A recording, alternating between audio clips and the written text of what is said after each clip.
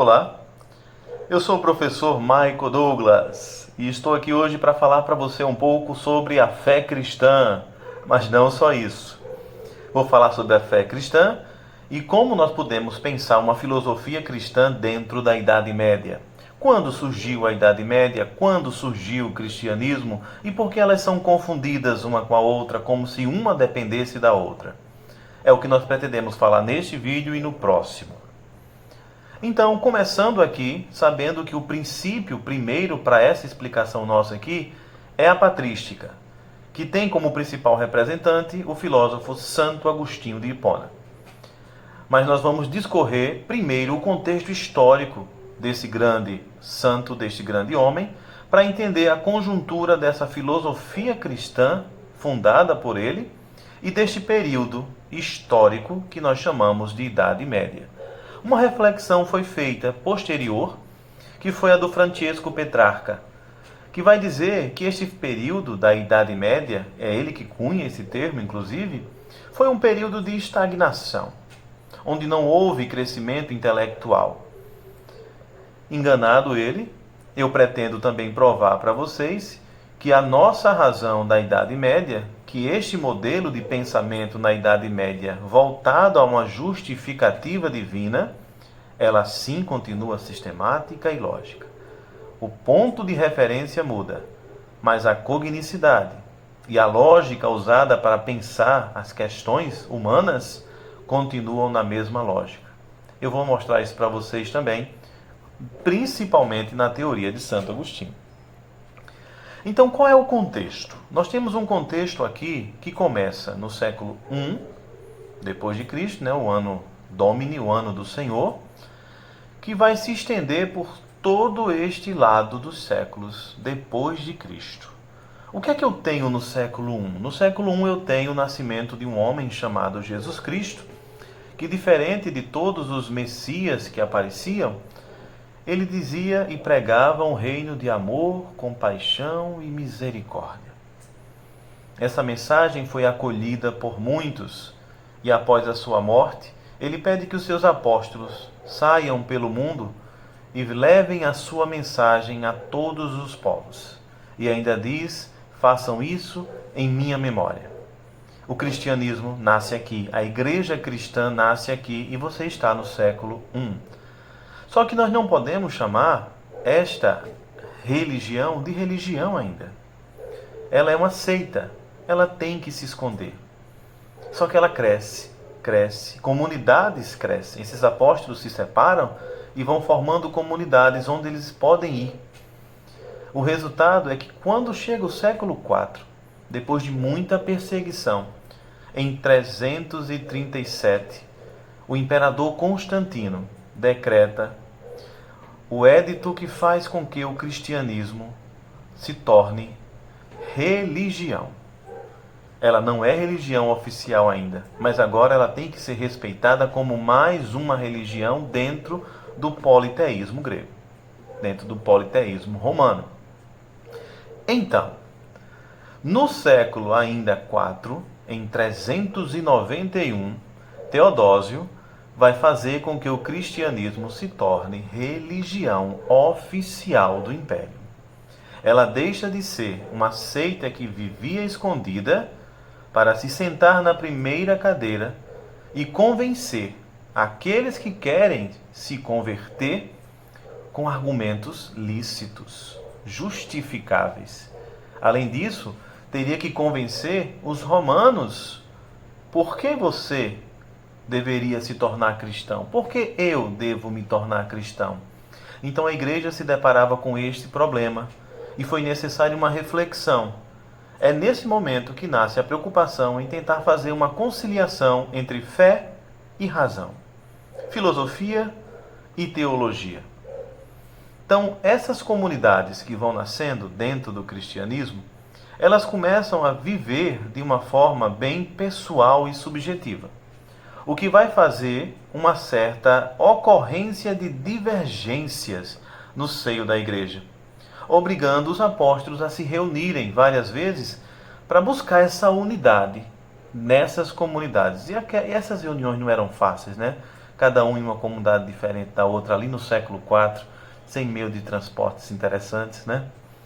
Mas aconteciam, e essas grandes reuniões dos apóstolos e posteriormente dos bispos se tornou aquilo que nós chamamos de concílios. Existiram vários concílios, vou citar aqui alguns para nós termos noção do que está sendo processado aqui. O concílio de Calcedônia, por exemplo, o concílio de Niceia, o concílio de Trento e o último concílio que nós tivemos da igreja, que foi o concílio Vaticano II. Esses concílios têm no seu âmago, na sua essência, três grandes ideias. Tratar das questões morais, ou seja, pensar uma universalidade moral para aqueles que se dizem cristãos e todos os outros.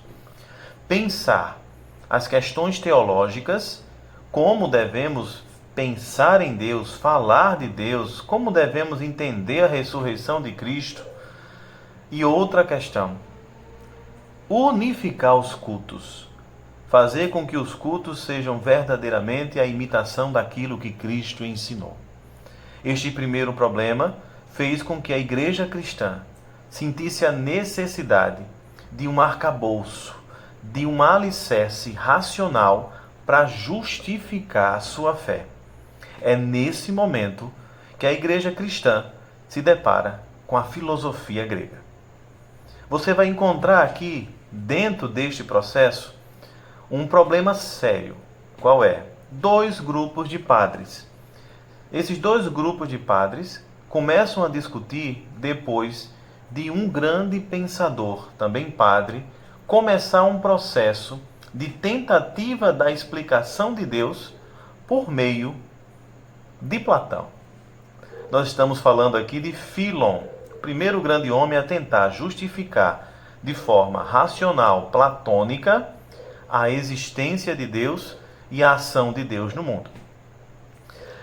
Filon, ele vai estar ali no século I, ele vai tentar dizer que da mesma forma que Platão desenhou no seu mundo inteligível a presença de um demiurgo universal que criou o mundo sensível, nós podemos pensar em Deus, que cria a partir do nada tudo aquilo que nós conhecemos, um ser perfeito e imutável, tal como aquele ser em Platão. No livro Timeu, então, ele vai fazer essa cosmologia platônica, e isso que ele fez vai gerar uma polêmica entre aqueles que nós chamamos padres apologistas e aqueles que nós chamamos padres da igreja, que inclusive esses últimos dão nome à própria patrística. Então, qual é a discussão? Será que a filosofia grega, por ser tão pagã, não vai contaminar o nosso cristianismo?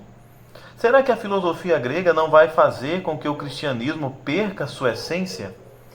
Então, os padres apologistas não aceitam e vão refutar a ideia de uma filosofia que não seja propriamente o cristianismo.